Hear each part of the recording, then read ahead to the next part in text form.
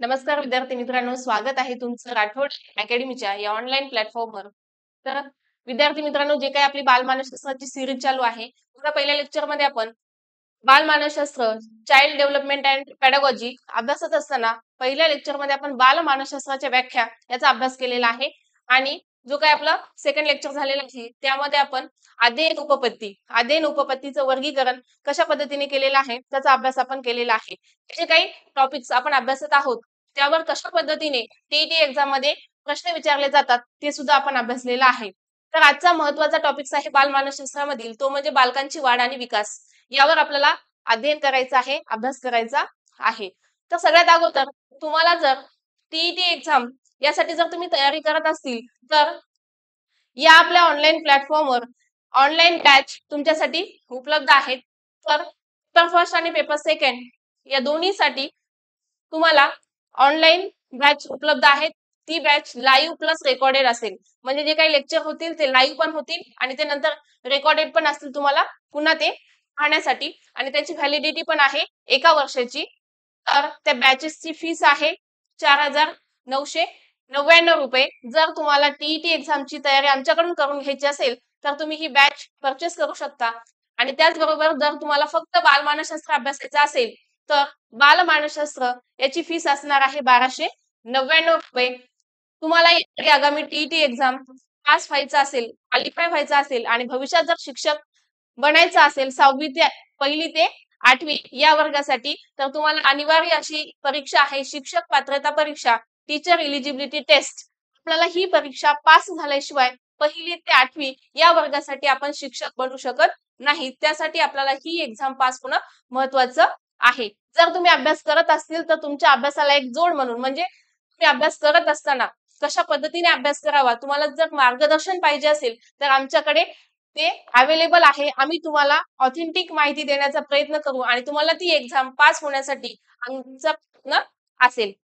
बघा, आजच्या लेक्चरमध्ये आपल्याला बालकांची वाढ आणि विकास म्हणजे बालकाचा विकास कशा पद्धतीने होतो आणि त्याची वाढ कशा पद्धतीने होते हे आपल्याला अभ्यासायचं आहे. या टॉपिकवर टीईटी एक्झाम मध्ये प्रश्न विचारले जातात. बालमानसशास्त्रातील एक अतिशय महत्वाचा टॉपिक म्हणजे बालविकास आहे. ते आपल्याला आजच्या लेक्चर मध्ये अभ्यासायचं आहे. चला तर बघू. बालविकास बघत असताना विकासाचे जे काही कन्सेप्ट आहेत तर ते आपल्याला अभ्यासावं लागणार आहेत की डेव्हलपमेंट कशा पद्धतीने होतो, विकास कशा पद्धतीने होतो, वाढ आणि विकास यांच्यामध्ये डिफरन्स काय आहे ते सुद्धा आपल्याला अभ्यासायचं आहे. बघा, बालकाच्या गर्भावस्थेपासूनच त्याच्या वाढ आणि विकासाला सुरुवात होत असते. बघा, गर्भावस्थेपासूनच वाढीला आणि विकासाला सुरुवात होत असते. जे काही गर्भावस्थेचा कालखंड असतो 9 महिन्याचा, त्यावेळेसच बालकांची वाढ पण होते आणि त्याचा विकास सुद्धा होत असतो. वाढ विशिष्ट वयानंतर थांबते, पण विकास हा आजन्म चालू राहतो. बघा, ग्रोथ अँड डेव्हलपमेंट, वाढ आणि विकास याच्यामध्ये फरक काय आहे, तर वाढ ही विशिष्ट वयापर्यंत होते, म्हणजे 20 वर्षापर्यंत आपली वाढ होत असते, पण विकास हा अजन्म चालू राहतो, म्हणजे गर्भधारणेपासून मृत्यूपर्यंत विकास सतत चालू राहतो. मृत्यूपर्यंत विकास हा चालू राहतो. वाढ ही विशिष्ट कालावधीनंतर थांबते. वाढ म्हणजे मोजता येईल असा परिणामात्मक बदल आहे. वाढ आपल्याला मोजता येते, म्हणजे आपली हाईट किती आहे ते आपण मोजू शकतो, पण विकास मोजू शकतो का की किती विकास झालेला आहे ते आपण मोजू शकत नाही. म्हणजे विकास आणि वाढ यांच्यामध्ये हा महत्वपूर्ण असा फरक आहे की वाढ आपण मोजता येते, परिणाम म्हणजे 4 फूट असेल किंवा 5 फूट असेल हाईट आपण मोजू शकतो, वाढ मोजू शकतो, पण विकास मोजू शकत नाही. किलोग्राम मध्ये पण मोजू शकत नाही आणि सेंटीमीटर मध्ये सुद्धा मोजू शकत नाही. विकास म्हणजे व्यक्तीमध्ये सूक्ष्मपणे सातत्याने घडून येणारा गुणात्मक स्वरूपाचा बदल आहे. विकास हा जो आहे तो गुणात्मक स्वरूपाचा बदल आहे आणि वाढ म्हणजे संख्यात्मक स्वरूपाचा बदल आहे. एवढं लक्षात ठेवायचं की वाढ आपण मोजू शकतो, संख्येमध्ये त्याचं काउंट आपल्याला करता येतं, पण विकास आपल्याला मोजता येत नाही. हा झाला त्यामधील बेसिक डिफरन्स. तर विकासाची ही कन्सेप्ट बघा. त्यानंतर पुढं त्याच्यामध्ये जो काही फरक दिलेला आहे, वाढ आणि विकास ही कन्सेप्ट आपण कशा पद्धतीने समजून घ्यायची बघा. संख्यात्मक बदल, वाढीमध्ये संख्यात्मक बदल होतो आणि विकास म्हणजे गुणात्मक बदल. उंची, वजन, केस आणि शरीरातील अवयव यामध्ये बदल होतात. वाढ झाली म्हणजे काय होतं, तर उंची वाढते, वजन वाढतं, त्यानंतर आपल्या शरीराचे जे काही अवयव आहेत त्यांची सुद्धा काय होत असते, वाढ होते. तर विकासामध्ये बुद्धिमत्ता, स्मृती प्रक्रिया, संबोध, त्याला संकल्पना सुद्धा म्हणतात, आणि प्रतिमा, तर्क आणि अनुमान याचा विकास होत असतो. बुद्धिमत्ता म्हणजे इंटेलिजन्स, हे आपल्याला मोजता येतं का, की आपण किती हुशार आहोत. किंवा एखादा बालक जन्मल्यानंतर 2-3 वर्षाचा झाल्यानंतर आपण त्याची उंची मोजतो, त्या पद्धतीने त्याचा विकास आपल्याला नाही मोजता येत. म्हणजे उंची जसं आपण मोजलं की किती इंच त्याची उंची आहे, तसं त्या पद्धतीने आपण त्याची बुद्धिमत्ता, इंटेलिजन्स जे काही आहे, हुशारी किती आहे ते आपण काउंट करू शकत नाही, मोजू शकत नाहीत. हा वाढ आणि विकासामधील फरक आहे. त्यानंतर विशिष्ट कालावधीपर्यंतच होत असते वाढ, आणि विकास हा आजन्म चालू असतो. वाढ ही विशिष्ट वयापर्यंतच होते, म्हणजे जन्मल्यानंतर आपली 20 वर्षानंतर वाढ होते, त्यानंतर उंची वाढत नाही, म्हणजे वाढ विशिष्ट वयानंतर थांबते, पण विकास हा आजन्म चालू राहतो. टुंब जाणारी अशी ही प्रोसेस आहे. म्हणजे गर्भधारणेपासून मृत्यूपर्यंत जाणारी प्रोसेस कोणती असेल तर ती आहे विकासाची. म्हणजे विकास हा आजन्म चालू राहतो आणि आयुष्यभर माणूस काय करत असतो, शिकत राहतो, त्याच्यामध्ये बदल होत राहतात. पण वाढीचं तसं आहे का, नाही. तर विशिष्ट कालावधीपर्यंत वाढ होते आणि त्यानंतर थांबते. पुढे बघा, बऱ्याच प्रमाणात अनुवंशाशी संबंधित असते बघा वाढ. एखाद्याचे आई वडील किती म्हणजे त्यांची उंची वगैरे आहे, तर त्यानुसार त्यांची मुलं सुद्धा त्याच हाईट किंवा उंचीचे होतात. म्हणजे ती अनुवंशाशी काही प्रमाणात संबंधित असते. पण अनुवंशाबरोबरच बाह्य परिस्थिती सुद्धा महत्वपूर्ण असते. कशाला, विकास होण्यामागे. विकास होण्यासाठी फक्त अनुवंश हेच कारण नसतं, तर जी काही बाह्य परिस्थिती आहे, बालक ज्या वातावरणामध्ये राहतो त्याचा सुद्धा त्याच्यावर परिणाम होतो आणि त्यानुसार त्याचा विकास होतो. त्यानंतर वाढ आयुष्यभर होत राहणारी सतत प्रक्रिया नाही. वाढ ही आयुष्यभर सतत चालणारी प्रक्रिया नाही. विकास ही गर्भधारणेपासून ते मृत्यूपर्यंत सतत चालणारी प्रक्रिया आहे. वाढीमध्ये होणारे बदल मोजता येतात. आपण आताच पाहिलं की वाढ आपल्याला मोजता येते, पण विकासातील बदल हे संख्यात्मक आणि गुणात्मक असतात, म्हणजे आपल्याला ते मोजता येत नाहीत. उंची, वजन त्यातील बदल आपल्याला मोजता येतात, आणि जे बदल मोजता येत नाही तो म्हणजे काय आहे, विकास आहे. पण वाढ झाली तरी विकास होईलच असे सांगता येत नाही. त्याचं उदाहरण बघा, वजन वाढले म्हणून कार्यशीलतेमध्ये फरक होईल असं सांगता येत नाही. बघा, वाढ झाली, एखादा मुलगा जन्मल्यानंतर 2 वर्षानंतर त्याची हाईट वाढलेली आहे, वजन वाढलेलं आहे, पण त्याची बुद्धिमत्ता त्याच्या वयानुसार वाढीलच असं सांगता येत नाही निश्चित स्वरूपामध्ये. वाढीशिवाय विकास होऊ शकतो. बघा, एखाद्याचं वजन जरी कमी असेल आणि तो उंचीला जरी कमी असेल, तो इंटेलिजन्स असू शकतो, म्हणजे बुद्धिमत्ता त्याच्याकडे जास्त प्रमाणात असू शकते. म्हणजे वाढीशिवाय विकास हा शक्य आहे, पण वाढ झाली तरी विकास होईलच असं निश्चितपणे आपण सांगू शकत नाही. बघा, उंची किंवा वजन यामध्ये जरी वाढ झालेली नसली परंतु तरीही बालकाच्या कौशल्यात म्हणजे त्याच्या इंटेलिजन्स पॉवर मध्ये, म्हणजे तो बुद्धिमान असू शकतो. एखादा बालक त्याची उंची जरी नाही वाढली, वजन जरी नाही वाढलं, तरी सुद्धा तो हुशार असू शकतो. हा आहे वाढ आणि विकास यांच्यामधील फरक. त्यानंतर बघा, विकासाची काही तत्वे किंवा वैशिष्ट्ये सांगितलेली आहेत. व्यक्तीचा विकास हा सातत्याने घडून येतो, म्हणजे सतत चालणारी, कंटिन्युअस चालणारी प्रोसेस आहे. कशाची, विकासाची, डेव्हलपमेंट. विकासाचे स्वरूप क्रमबद्ध असते. विकास कसा असतो, क्रमबद्ध असतो. बघा, कशा पद्धतीने विकास होतो बालकांचा, तर मूल जन्मल्यानंतर ही प्रोसेस असते. लहान मूल सगळ्यात अगोदर पालथे पडणे, रांगणे, उभे राहणे, चालणे, पळणे, असा काय असतो, एक विशिष्ट क्रम असतो. असं आपण म्हणू शकत नाही की जन्मल्यानंतर मूल लगेच चालायला लागतं, असं होतं का, नाही. म्हणजे विकासाची काय आहे, प्रोसेस आहे, आणि त्या प्रोसेस मधूनच काय असतं, विकास होत असतो. त्याचं हे एक्झाम्पल आहे की लहान मूल जन्मल्यानंतर त्याचा जो काही पूर्ण अवयवांचा विकास असेल किंवा त्याच्या मेंदूचा विकास असेल, ही प्रोसेस ही हळूहळू चालणारी किंवा क्रमबद्ध असणारी एक प्रोसेस आहे विकासाची. त्यानंतर बघा, विकासाचे स्वरूप संकलित असते. विकास हा स्थूलाकडून सूक्ष्माकडे होतो. हे जे काही पॉइंट्स दिलेले आहेत यावर आपल्याला टीईटी एक्झाम मध्ये प्रश्न विचारले जातात. फॉर एक्झाम्पल तुम्हाला वन लाईनर जरी प्रश्न विचारला किंवा 3-4 स्टेटमेंट देतात विकासाबद्दल की यामधील विकासाच्या संदर्भात कोणती विधाने बरोबर आहेत, तर तुम्हाला हे अशाच पद्धतीचे विधान त्या ठिकाणी दिले जातील की विकास हा संकलित स्वरूपाचा असतो का, विकास हा स्थूलाकडून सूक्ष्माकडे होतो. स्थूल आणि सूक्ष्म, स्थूल म्हणजे काय, मोठा अवयव, आणि सूक्ष्म म्हणजे छोटा अवयव. म्हणजे विकास कशा पद्धतीने होतो, तर स्थूलाकडून सूक्ष्माकडे होतो. बघा जन्मल्यानंतर बालकांचा जो काही विकास होत असतो तो सगळ्यात अगोदर जे काही आपलं हेड आहे म्हणजे डोकं आहे तर ते धरल्यानंतर म्हणजे नंतर काय होतं, त्याच्या बोटांचा विकास होतो. म्हणजे मोठ्या अवयवांकडून छोट्या अवयवांकडे त्याचा विकास होतो. त्यालाच काय म्हटलेलं आहे की स्थूलांकडून सूक्ष्माकडे होणारा विकास असतो. मोठ्या अवयवांकडून लहान अवयवांचा विकास होतो. विकासाची शारीरिक, मानसिक, भावनिक ही अंगे परस्परावर अवलंबून असतात.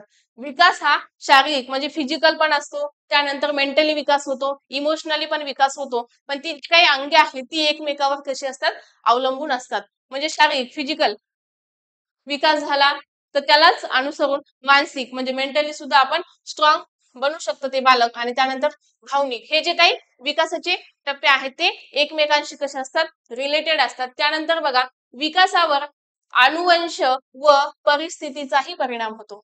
बघा काही प्रमाणात अनुवंशाचा परिणाम होतो, तसेच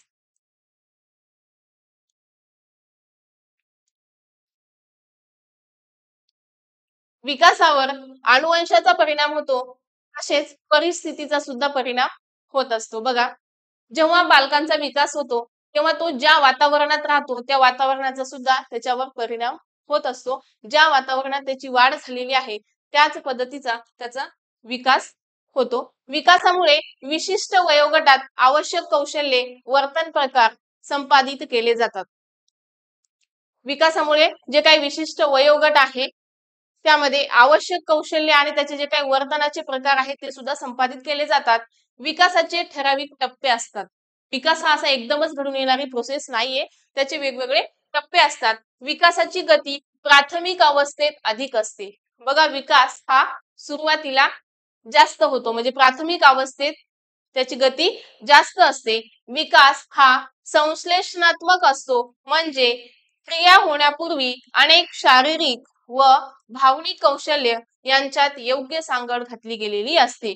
विकास हा कसा असतो तर संश्लेषणात्मक असतो. एखादी क्रिया होण्यापूर्वी शारीरिक, मानसिक आणि भावनिक जे काही विकास झालेला असतो तो एकमेकांशी कसा असतो, संबंधित असतो. ही विकासाची काय आहेत, स्वरूप आणि वैशिष्ट्ये आहेत. यावर आपल्याला टीईटी च्या परीक्षेमध्ये प्रश्न विचारले जातात की विकासाचे कोणकोणती कौशल्य आहेत किंवा विकासाची कोणती वैशिष्ट्ये आहेत, विकास कशा पद्धतीने होतो, विकास ही सतत चालणारी प्रक्रिया आहे का, विकास हा सुरुवातीच्या काळामध्ये जास्त असतो का कमी असतो. हे बघा विकासाची गती प्राथमिक अवस्थेत बालकांचा विकास होत असताना सुरुवातीला प्राथमिक अवस्थेत विकासाची गती कशी असते, जास्त असते. आपल्याला माहिती आहे आपण जर लहान मुलांचं जर ऑब्झर्वेशन केलं तर 2 किंवा 1 ते 6 वर्ष चे जे काही मुलं असतात ते खूप चंट असतात. म्हणजे त्यांची जी काही विकास होण्याची जी काही प्रोसेस असते आपण त्यांना जे काही सांगितलेलं आहे ते सगळं ऍक्सेप्ट करतात. आणि एक म्हणजे त्यांच्या लक्षात सुद्धा खूप जास्त राहतं. इंटेलिजन्स पॉवर जे काही आहे ते 1 ते 6 वर्षाच्या बालकांचं खूप जास्त असतं.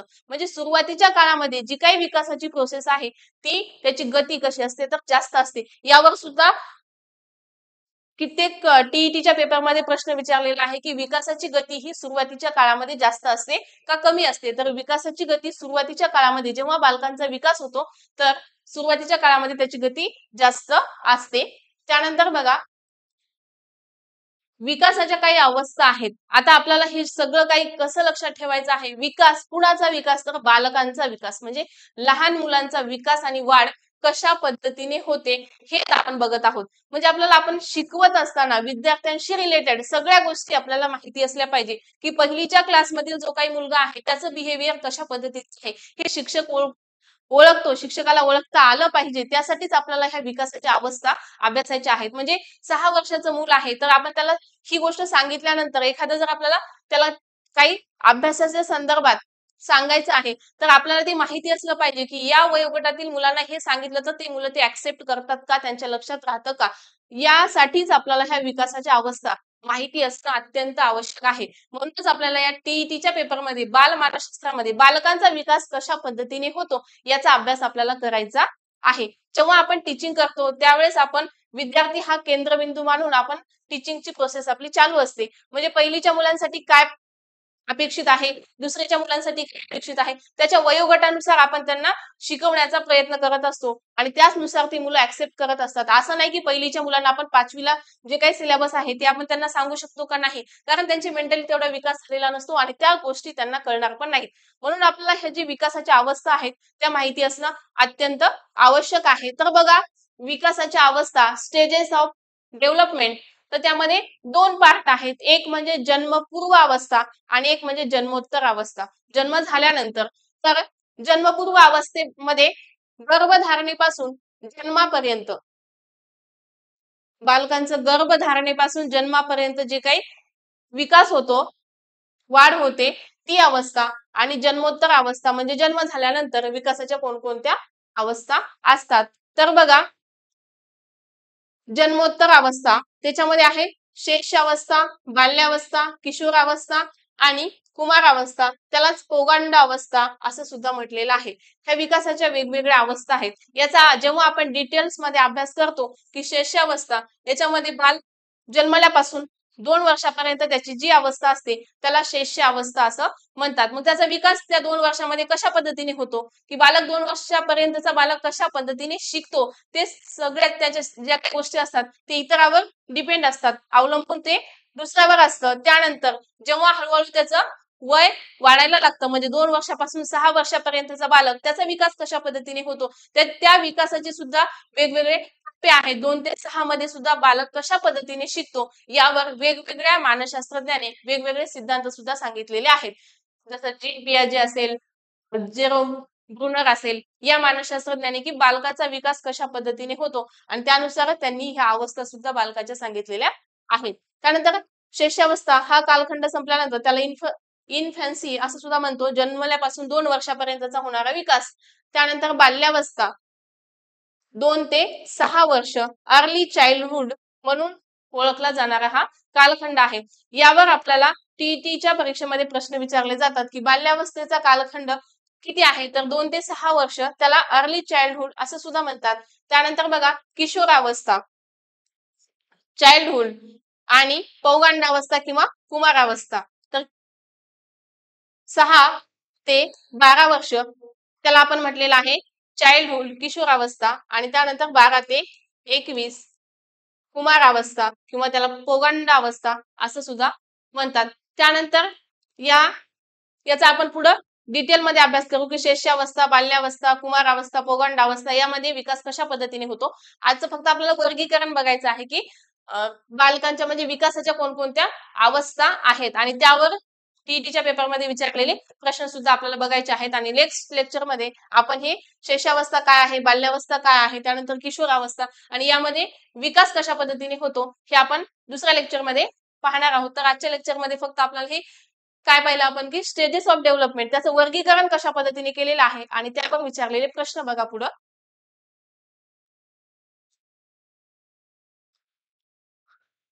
हे गर्भावस्था किंवा जन्मपूर्व अवस्था यामध्ये कसा विकास होतो ते पण बघून घ्या. गर्भधारणेपासून ते जन्मापर्यंतचा काळ म्हणजे गर्भावस्था.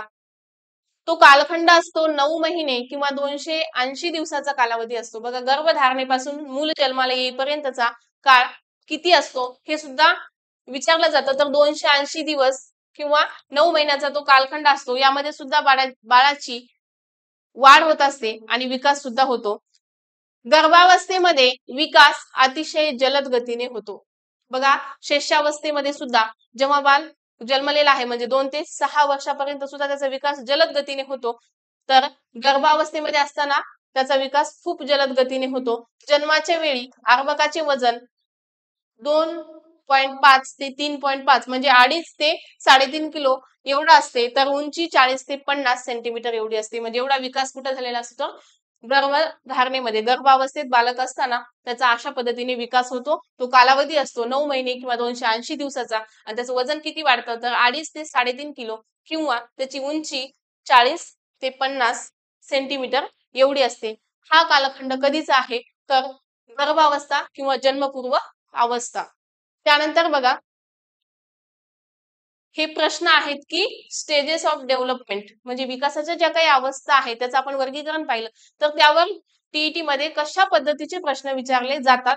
तर हे प्रश्न टीईटी एक्झाम मध्ये विचारलेले आहेत. बघा, गर्भधारणेपासून मूल जन्माला येईपर्यंत जे घटक विकासावर परिणाम करतात त्यांना काय म्हणतात? तर गर्भधारणेपासून मूल जन्माला येईपर्यंत जे घटक त्याच्या विकासावर परिणाम करतात त्याला काय म्हणतात? आताच आपण पाहिलं की जन्मपूर्व अवस्था काय असते. बघा, जन्मोत्तर परिस्थिती, भ्रूणावस्था, जन्मपूर्व परिस्थिती आणि वरील सर्व. तर काय असणार आहे उत्तर त्याचं? जन्मोत्तर परिस्थिती म्हणजे जन्मल्यानंतरची परिस्थिती आहे ती कारणीभूत असणार आहे का गर्भधारणेपासून मूल जन्माला येईपर्यंत? तर नाही. भ्रूणावस्था, भ्रूणावस्था हे पण आपल्या प्रश्नाचं उत्तर असणार नाही. तर जन्मपूर्व परिस्थिती म्हणजे 3 नंबरचं हे उत्तर असणार आहे या प्रश्नाचं. गर्भधारणेपासून मूल जन्माला येईपर्यंत जे घटक विकासावर परिणाम करतात त्यांना जन्मपूर्व परिस्थिती असं म्हटलं गेलेलं आहे. भ्रूणावस्था कधी आहे? तर मूल जन्माला आल्यानंतर जो काही 1-2 आठवड्याचा कालावधी असतो त्याला भ्रूणावस्था म्हणून ओळखलं जातं. म्हणजे ती जन्म झाल्यानंतरची अवस्था आहे. पण आपल्या प्रश्नामध्ये काय विचारलेलं आहे की गर्भधारणेपासून मूल जन्माला येईपर्यंत जे घटक त्याच्या विकासावर परिणाम करतात त्याला जन्मपूर्व परिस्थिती असं म्हटलेलं आहे. तर बघा नेक्स्ट क्वेश्चन. परिणामात्मक मोजता येईल असा बदल खालीलपैकी कोणता आहे? मग आताच आपण वाढ आणि विकास यांच्यामधील फरक असलेला आहे. तर परिणामात्मक म्हणजे मोजता येईल असा बदल कोणता आहे? तर ऑप्शन दिलेले आहेत. वाढ आणि वृद्धी, परिपक्वता, विचलन आणि सामंजस्य. तर काय असणार आहे उत्तर? मोजता येईल असा बदल म्हणजे काय आहे? वाढ आणि वृद्धी. म्हणजे वाढ आपल्याला मोजता येते. परिपक्वता, बालक किती परिपक्व झालेला आहे किंवा किती हुशार झालेला आहे हे आपण मोजू शकत नाही. त्यानंतर त्याची विचलन क्षमता काय आहे हे पण आपल्याला मोजता येत नाही. आणि सामंजस्य म्हणजे त्याला किती समज आली हे सुद्धा आपण मोजू शकत नाही. तर परिणामात्मक मोजता येईल असा बदल म्हणजे वाढ आणि वृद्धी. 1 नंबर हे आपल्या प्रश्नाचं उत्तर असणार आहे. त्यानंतर बघा, आत्मकेंद्रितता डॅश डॅश अवस्थेत अधिक असते. बघा, आत्मकेंद्रितता म्हणजे फक्त स्वतःबद्दलच विचार करणं ही अवस्था म्हणजे या अवस्थेत ही जी काही प्रोसेस आहे की फक्त स्वतःचा विचार करणे ही कोणत्या अवस्थेमध्ये जास्त असते? तर बघा ऑप्शन दिलेले आहेत. शेषावस्था, बाल्यावस्था, कुमारावस्था आणि तारुण्यावस्था. तर काय असेल बरं उत्तर? आत्मकेंद्रितता म्हणजे त्या प्रोसेसमध्ये बालक काय करत आहे? फक्त स्वतःचा विचार करत आहे. त्याला समाजाचं काहीही घेणं देणं नसतं त्या वयामध्ये. तर अशी अवस्था कोणती आहे? तर ती आहे शेषावस्था. जेव्हा 2 ते 4 वर्षाचं मूल असेल तर तो फक्त स्वतःचा विचार करतो. म्हणजे त्याला जे काही पाहिजे आहे, जे काही लागतं ते त्याला मिळवायचं असतं. म्हणजे लोक काय म्हणतील किंवा समाजामध्ये आपल्याला कोण काय बोलेल याचा विचार तो करत नाही. एकदम फ्री माइंड असतात ते मुलं. त्यामुळे शैशवावस्थेमध्येच आत्मकेंद्रितता मुलामध्ये जास्त प्रमाणात असते आणि जसं जसं त्यांचं वय वाढत जातं तसं ते इतरांचा सुद्धा विचार करू लागतात. म्हणजे आपल्या प्रश्नाचं उत्तर आहे शेषावस्था. तर बघा, ज्या काही स्टेजेस ऑफ डेव्हलपमेंट आहेत, विकासाच्या अवस्था आहेत, त्यावर कशा पद्धतीचे प्रश्न विचारलेले आहेत. कोणती अवस्था म्हणजे पुनर्जन्म होय? ऑप्शन दिलेले आहेत. शेषावस्था, कुमारावस्था, बाल्यावस्था आणि तारुण्यावस्था. म्हणजे कोणती अवस्था म्हणजे बालकांचा पुनर्जन्म होय असं आपल्याला म्हणता येईल. तर ती अवस्था आहे कुमारावस्था. कुमारावस्था. कुमारावस्थेमध्ये त्याला आपण पोगंडावस्था म्हणून सुद्धा ओळखलं जातं. तर ती अवस्था म्हणजे बालकांचा पुनर्जन्म होय असं म्हणता येईल. कारण त्या अवस्थेमध्ये बालक कशा पद्धतीने त्याचा विकास होतो, कशी वाढ होते, त्यांची विचार करण्याची प्रोसेस कशी असते, तर त्यानुसार त्याला असं वाटतं की पुनर्जन्म झालेला आहे. म्हणजे ते त्याचे विचार जे असतात ते पूर्णपणे काय होतात? बदललेले असतात कुमारावस्थेमध्ये. पण जेव्हा कुमारावस्थेचा अभ्यास करू त्यावेळेस आपण टॉपिक मध्ये बघू की त्या स्टेजमध्ये बालकाचा विकास कशा पद्धतीने होतो. खालीलपैकी कोणत्या अवस्थेत बालक हे लहरी बनते? लहरी बनते म्हणजे कुठलंही काम करायचं का नाही करायचं हे त्याच्याच मनावर असतं. त्याच्या मनात आलं तर करणार आणि जर करायचं नसेल तर करणार नाही अशी अवस्था कोणती आहे? तर शैशवावस्था आहे, तारुण्यावस्था, पौगंडावस्था आणि प्रौढावस्था. तर काय असेल उत्तर? याचं सुद्धा उत्तर तेच आहे की पौगंडावस्था. बघा आपण ऑब्झर्वेशन केलेलं आहे, करतोच आहोत आपण. तर 10वी, 11वी, 12वी या 3 वर्षातील जे काही मुलं आहेत म्हणजे जसं जसं त्यांचं वय वाढायला लागतं तसं ते बालक कसे बनतात? लहरी बनतात. म्हणजे कुणाचं ऐकत नाही. मीच काय आहे? म्हणजे त्यांना असं वाटतं की आम्ही मोठे झालेलो आहोत. म्हणजे ते लहरी बनतात. त्यांना जे काही करायचं आहे तेच ते करतात. त्यांच्यामध्ये तसा मानसिकरित्या बदल झालेला असतो. जसं-जसं त्यांचं वय वाढतं, तसं त्यांच्या शरीरातील अवयवांची पण वाढ होत असते आणि मेंटली सुद्धा म्हणजे मानसिक सुद्धा त्यांचा विकास झालेला असतो. त्यामुळे याच अवस्थेमध्ये बालक काय बनतात? लहरी बनतात. त्याला पौगंडावस्था किंवा कुमारावस्था असं म्हणतात. कुमारावस्था. या अवस्थेमध्ये बालक हे लहरी बनतात. तर 3 नंबर हे आपल्या प्रश्नाचं उत्तर असणार आहे. त्यानंतर बघा, खालीलपैकी कोणत्या अवस्थेत मुले आक्रमक, बंडखोर व एकलकोंडे बनतात? बघा, ही सुद्धा कोणती अवस्था आहे? तर तीच अवस्था आहे पौगंडावस्था. बघा, या अवस्थेवर पौगंडावस्था किंवा कुमारावस्था यावर हमखास एकतरी प्रश्न टीईटी एक्झाम मध्ये विचारलेला आहे. मागील जर प्रश्नपत्रिकेचं जर आपण अनालिसिस केलं किंवा पेपर पाहिले तर. कारण या अवस्थेमध्ये बालक कसा बनतो? म्हणजे त्याचे जे काही विचार असतात ते पूर्णपणे बदलतात. बघा, आक्रमक बनतात मुलं आणि एकलकोंडे बनतात. म्हणजे 11वी 12वीची मुलं असतील किंवा 10वीची मुलं असतील, त्यांना असं वाटतं की काय झालेलं आहे? आपण मोठे झालेलो आहोत आणि आपल्याला सगळ्या गोष्टी कळायला लागलेल्या आहेत. तर त्याच अवस्थेमध्ये जर आपण त्यांचं काही चुकत असेल आणि त्यांना जर सांगण्याचा प्रयत्न केला, तर ते काय करतात? आपल्याला म्हणजे ऐकतात का? नाही. तर बंडखोर आणि एकलकोंडे सुद्धा बनतात त्याच अवस्थेमध्ये. ती अवस्था म्हणजे आहे पौगंडावस्था. प्रौढावस्थेमध्ये ही लक्षणं आहेत का?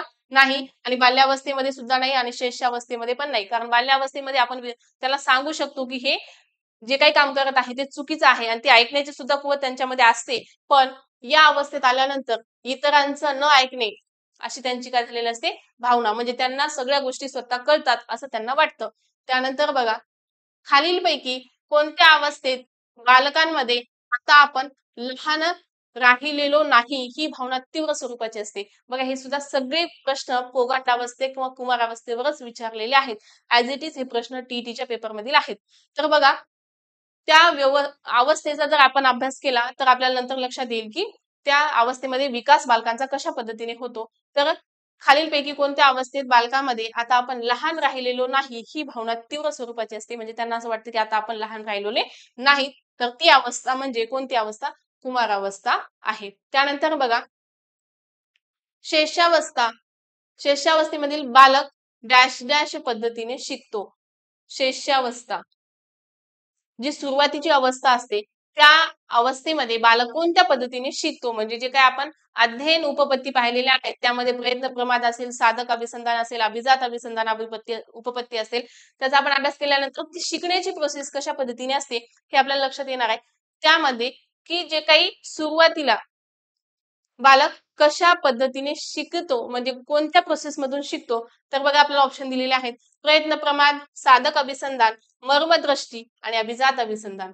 तर शेषावस्थेमध्ये बालक हा प्रयत्न प्रमाद या पद्धतीने शिकतो. बघा, अशा पद्धतीने आपण काय केलेलं आहे तर जे काही वाढ आणि विकास म्हणजे ग्रोथ अँड डेव्हलपमेंट हा जो बाल मानसशास्त्रातील टॉपिक्स आहे त्यामधील स्टेजेस ऑफ डेव्हलपमेंट म्हणजे बालकांच्या ज्या काही अवस्था आहेत म्हणजे त्यांच्या विकासाचे जे काही टप्पे आहेत त्याचं वाढ कशा पद्धतीने होते आणि विकास कशा पद्धतीने होतो हे आपण अभ्यासलेलं आहे आणि त्यावर टीईटीच्या पेपरमध्ये विचारलेले प्रश्न सुद्धा आपण अभ्यासलेले आहेत. तर अशा पद्धतीचे प्रश्न या टॉपिकवर विचारले जातात. आता नेक्स्ट लेक्चरमध्ये आपण हे ज्या काही स्टेजेस ऑफ डेव्हलपमेंट आहे बालकांच्या विकासाच्या ज्या काही अवस्था आहेत त्याचा आपल्याला पूर्ण डिटेल्स मध्ये स्टडी करायचा आहे की शेषावस्थेमध्ये बालकांची वाढ कशा पद्धतीने होते, त्यानंतर भ्रूणावस्था कधी असते, बाल्यावस्था त्याच्यामध्ये त्याची वाढ कशी होते, त्याचा विकास कसा होतो, हे जर आपण डीप मध्ये थोडंसं वाचलं तर आपल्याला हे प्रश्न थोडेसे इझी जातात. म्हणजे फक्त सांगण्याचा दृष्टिकोन हा होता क्वेश्चन की आपण जे काही घेत आहोत म्हणजे आपण ज्या पद्धतीने अभ्यास करत आहोत त्यावर खरंच टीईटी एक्झाम मध्ये प्रश्न विचारले जातात का? तर हे प्रश्न टीईटीच्या पेपरमध्ये विचारलेले आहेत आणि अशाच या वेगवेगळ्या अवस्थेवर प्रश्न विचारले जातात. तर तुम्हाला टीईटी साठी अभ्यास करायचा असेल तर तुम्ही ही बॅच परचेस करू शकता. याची फीस 4,999 रुपये आहे आणि फक्त तुम्हाला बालमानसशास्त्र आमच्याकडून अभ्यासायचं असेल तर त्याची फीस 1,299 रुपये असणार आहे. तुम्हाला जर आजचं लेक्चर आवडलं असेल तर लाईक करा आणि तुमच्या मित्र मैत्रिणीपर्यंत शेअर करा, ज्यांना भावी शिक्षक होण्याची इच्छा आहे आणि टीईटी एक्झाम पास व्हायचं आहे त्यांच्यासाठी. धन्यवाद.